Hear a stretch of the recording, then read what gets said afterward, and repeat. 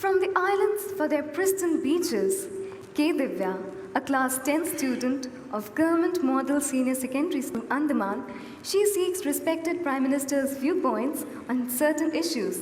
Could we have the question, please? Honorable Prime Minister, sir, Namaskar. I'm K. Divya of class 10 from Government Model Senior Secondary School, Andaman and Nicobar Islands. My question to you is, what should be the role of modern technology in a student's life?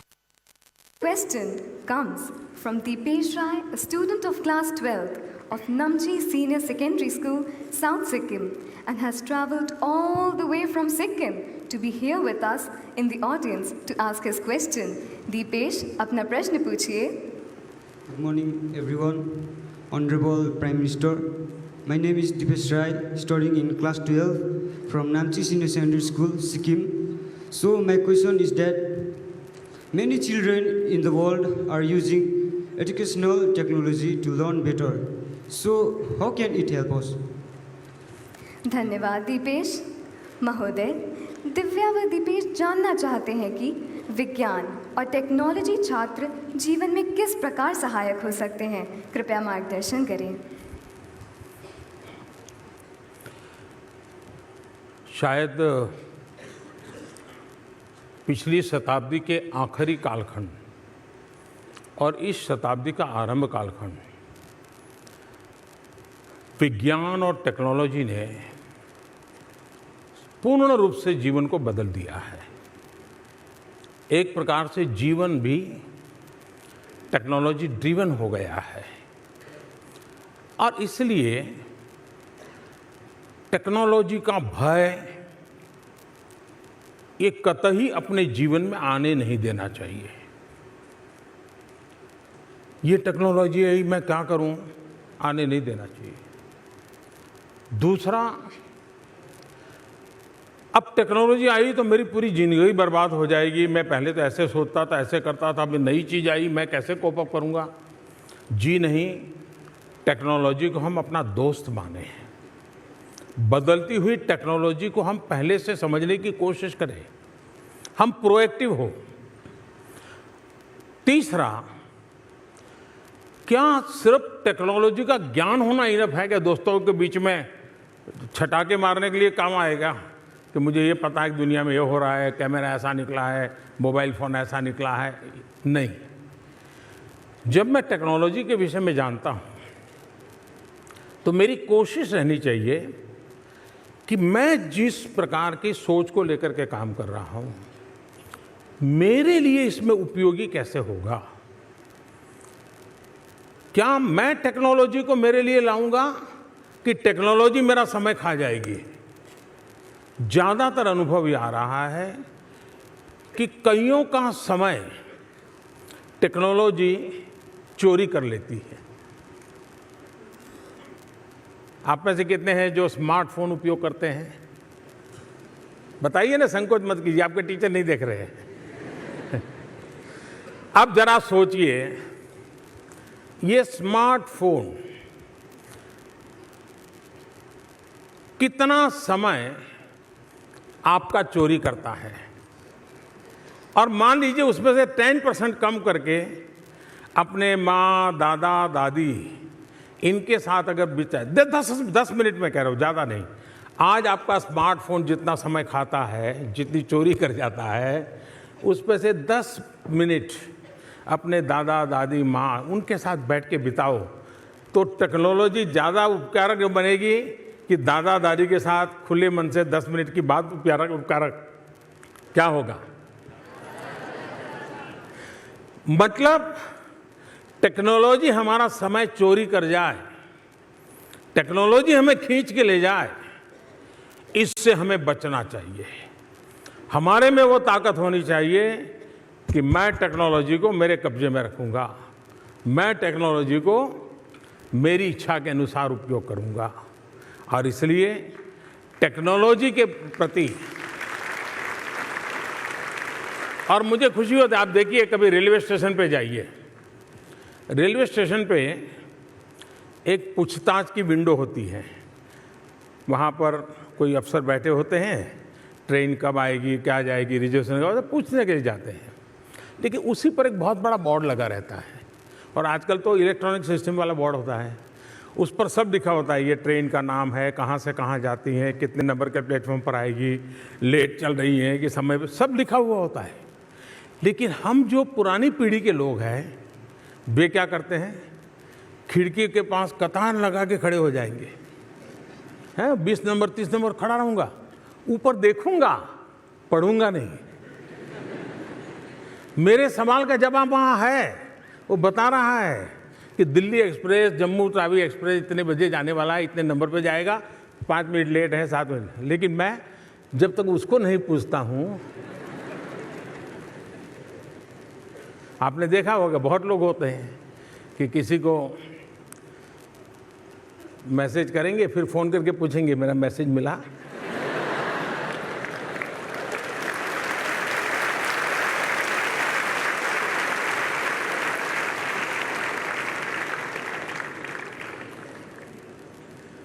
और इसलिए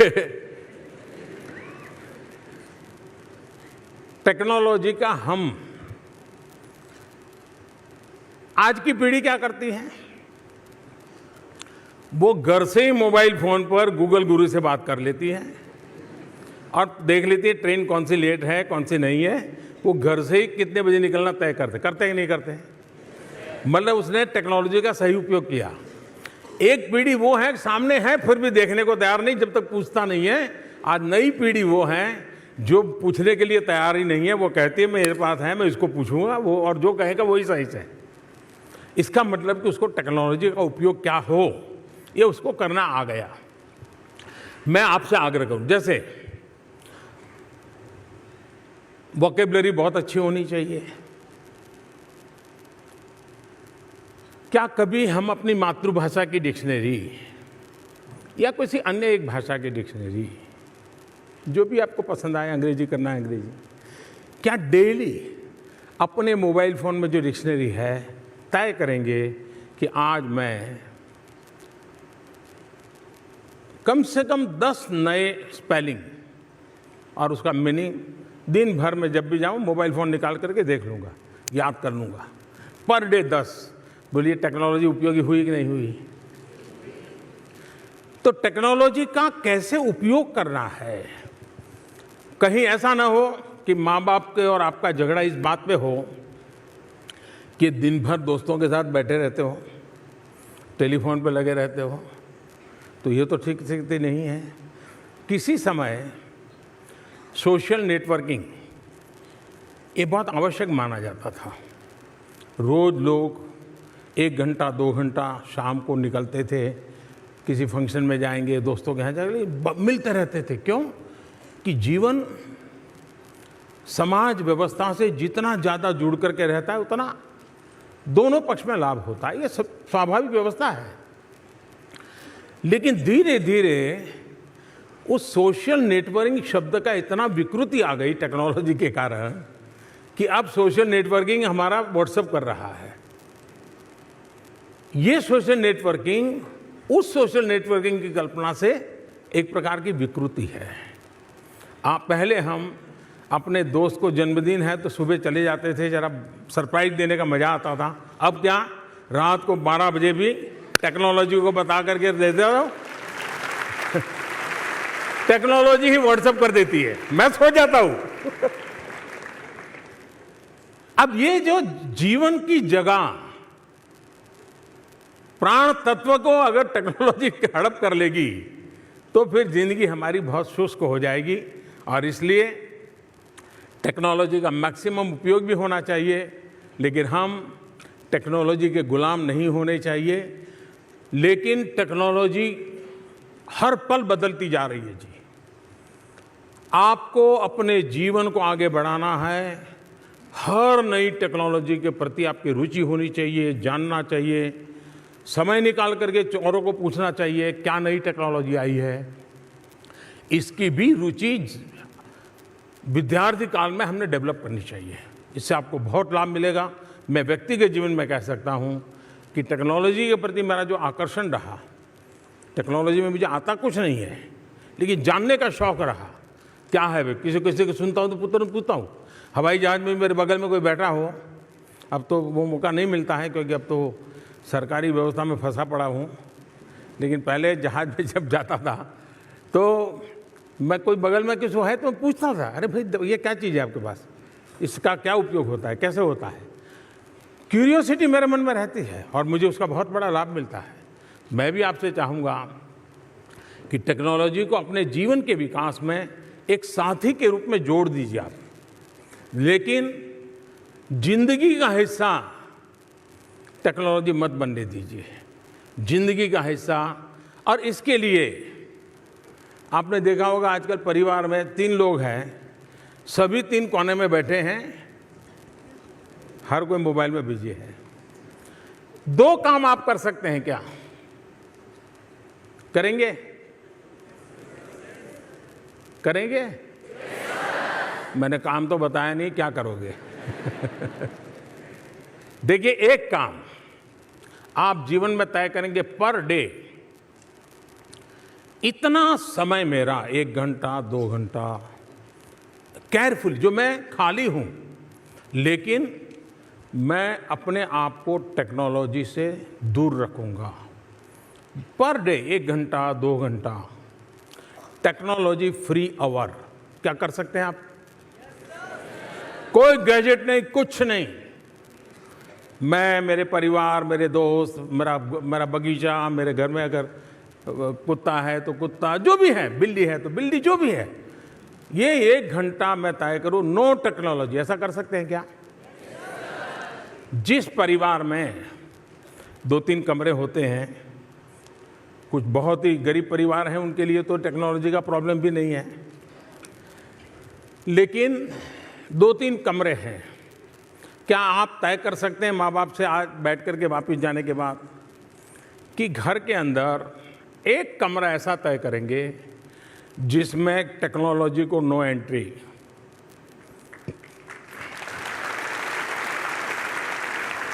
उस कमरे में जो ही आएगा बिना technology बैठेंगे। आप जरा करके देखिए, जिंदगी बहुत नए अनुभव वाली हो जाएगी। तो एक प्रकार से मैं टेक्नोलॉजी के अतिशय महात्मा भी देता हूं, एट द सेम टाइम मेरे भीतर का इंसान रोबोट न बन जाए, इसकी भी चिंता करता हूं। और इसलिए दोनों को बैलेंस बना करके चलने के कुछ तरीके हैं जो मैंने आपको बताए हैं।